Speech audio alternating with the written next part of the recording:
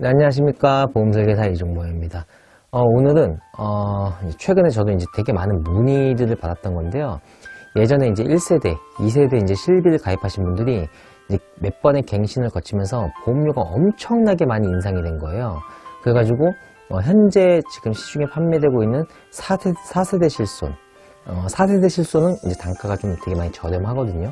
그래서 그걸로 바꾸는 게 낫지 않을까. 라는 이렇게 문의를 계속 받고 있는데 이거에 대한 제 개인적인 생각을 좀 이야기해보는 시간을 갖도록 하겠습니다. 제 생각은 정답이 없습니다, 사실. 그리고 이거는 소비자가 잘 판단해야 되는 부분이고 저는 카운슬링을 해주는 역할을 할 뿐이에요. 1세대 실손이 당연히 지금 현재 시중에 판매되는 4세대 실손보다 훨씬 더 보장이 좋아요. 보장이 좋은 대신에 단가가 엄청나게 비싼 거죠. 예를 들게요.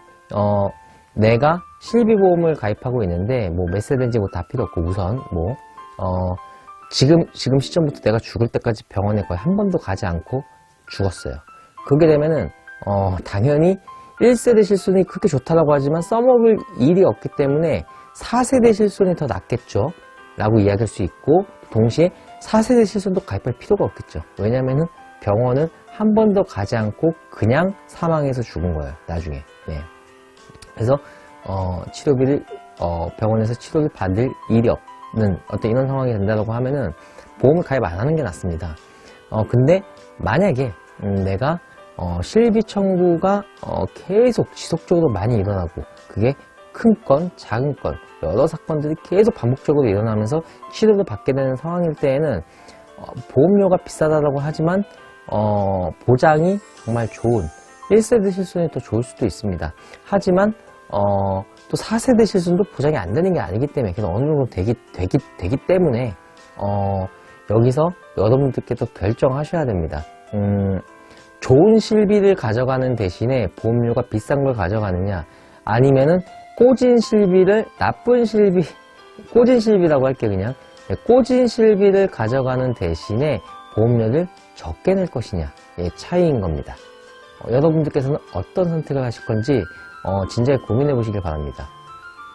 지금 1세대, 2세대 실비를 가져가신 분들 중에서 한 연세가 한 60대 초반 되시는 분이 실비를 현재 나입하고 계신 금액이 월납보험료 15만원 정도 나입하고 계신데, 그때 당시에는 실비가 단독 실손의 개념이 없었어요. 그렇기 때문에 실비에 어떤 주계약, 상해 사망이 됐건 질병 사망이 됐건 이런 것들이 넣어지면서 실비 특약을 넣어야지 가입이 됐기 때문에 지금의 단독 실손과는 좀 약간 다른 부분이 있죠. 그러면은 그 주계약에 대한 사망보험금에 대한 월납보험료를 빼고 그냥 실손의 보험료만 봤을 때에도 한 12만원 정도 됐거든요. 그러면 상당히 비싼 겁니다. 금액이 상당히 비싸고, 이제 그 어머니 같은 경우도 되게 부담스러워 하시더라고요. 그래서 4세대 실손으로 전환하는 거에 대해서 진지하게 고민 중에 계시고, 4세대 실손으로 전환하게 되면은 아마 그분 이제 나이대로 봤을 때, 제가 봤을 때 한 4만원? 4만원대 정도 되지 않을까 싶긴 하거든요. 그러면은 단가가 많이 이제 떨어지겠죠.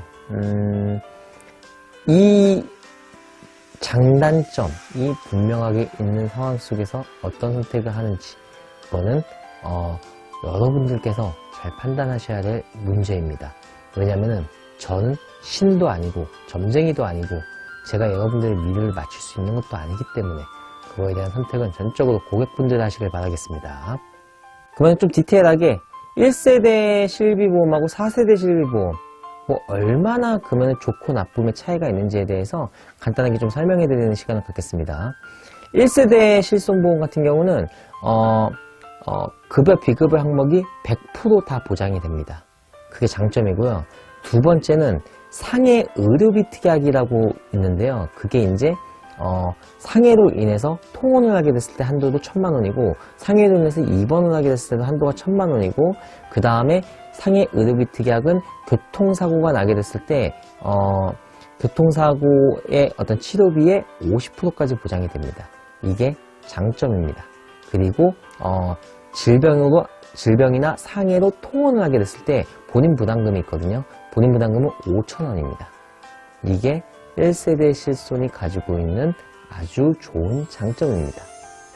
그럼 1세대 실손의 단점은 당연히 갱신시 보험료 인상 폭이 엄청 크다는 거고, 두 번째는 상해의료비 특약, 이게 1,000만 원 한도잖아요. 그렇기 때문에 지금 실비 같은 경우는 상해 입원 한도는 5천만 원까지 보장이 되거든요. 근데 1세대 실손은 상해 입원 보장 한도가 1,000만 원까지밖에 되지 않는다. 이 점 참고하시길 바라겠습니다.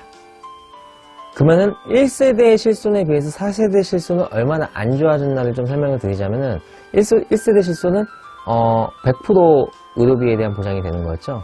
4세대 실손은 급여 항목은 80%까지 보장이 되고 비급여 항목은 70%까지 보장이 됩니다.